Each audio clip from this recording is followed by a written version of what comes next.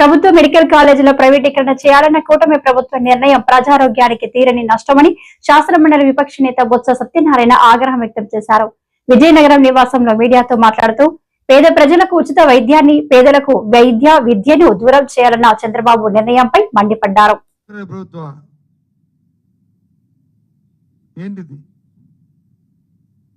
ఎప్పుడు ఒకలా ఉండిపోదు రాజకీయాలు. ఎప్పుడు కూడా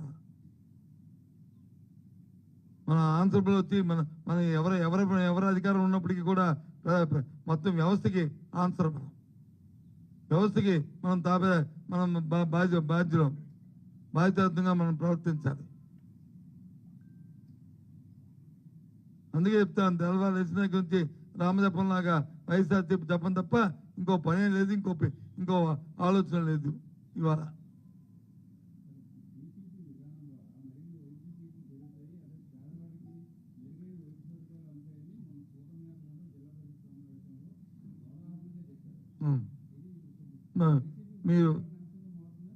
మీరు పని చేయండి, మీరే న్యాయ నిర్ణేత. ఎవరు అక్కలే. ఏబిఎన్ నువ్వు శ్రీనివాసరావే, నువ్వు ఏది చెప్తే నేను అది నమ్ముతాను. నువ్వు వచ్చి మీరు వెళ్ళి నిమ్స్ హాస్పిటల్కి వెళ్ళండి. తర్వాత వచ్చి మనం ఇప్పుడు 2 సంవత్సరాలు ఎందుకు విజయనగరంలో పెట్టి హాస్పిటల్, ప్రభుత్వ హాస్పిటల్, అక్కడ వైద్య కళాశాల, అక్కడికి వెళ్ళండి. లేదంటే మన హాస్పిటల్కి వెళ్ళండి. అక్కడ మెరుగైన వైద్యం పేదవాడికి ఇస్తారా? ఇక్కడ మెరుగైన వైద్యం పేదవాడికి ఇస్తారా? అక్కడ ఫ్రీగా వైద్యం పేదవాడికి చేస్తారా? ఇక్కడ పేదవాడికి చేస్తారా? లేదు, అక్కడ చదువుతున్న విద్యార్థికి వచ్చి ప్రభుత్వ ఫీజు ఏ కేటగిరీ కానీ, బి కేటగిరీ కానీ, సి కేటగిరీ కానీ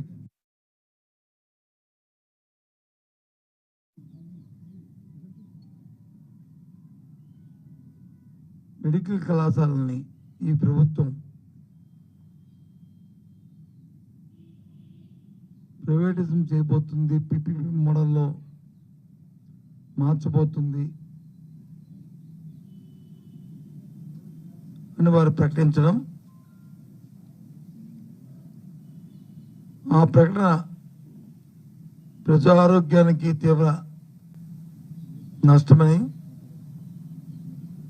పేద ప్రజలకి వైద్య విద్య దూరం చేసే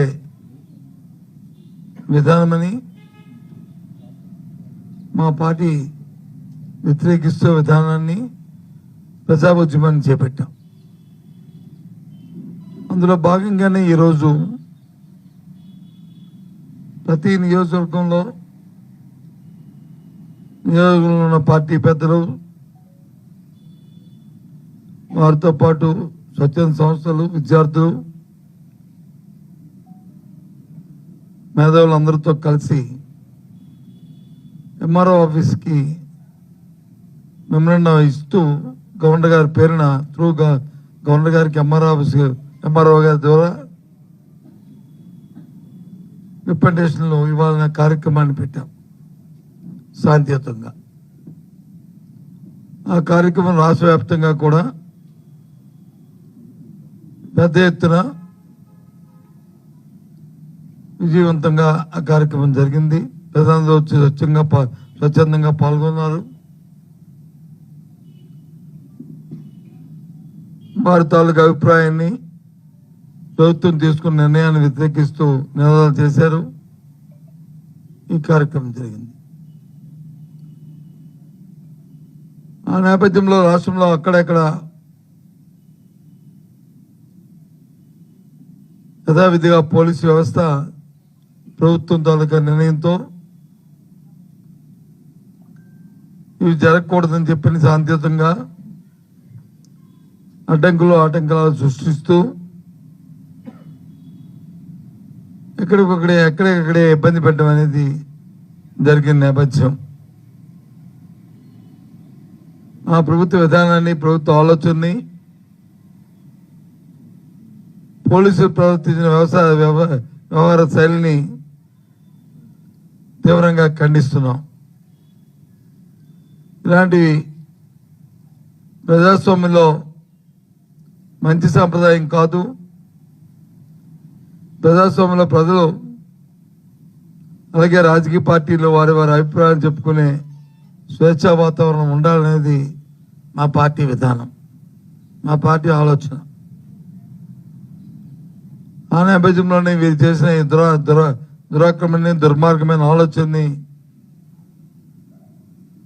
ఈరోజు జరిగిన పరిణామాలు చూస్తుంటే చాలా బాధగా ఉన్నాయి.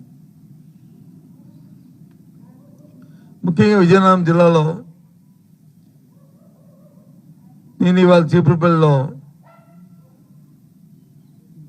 నియోజకవర్గంలో నేను ఇవాళ పార్టిసిపేట్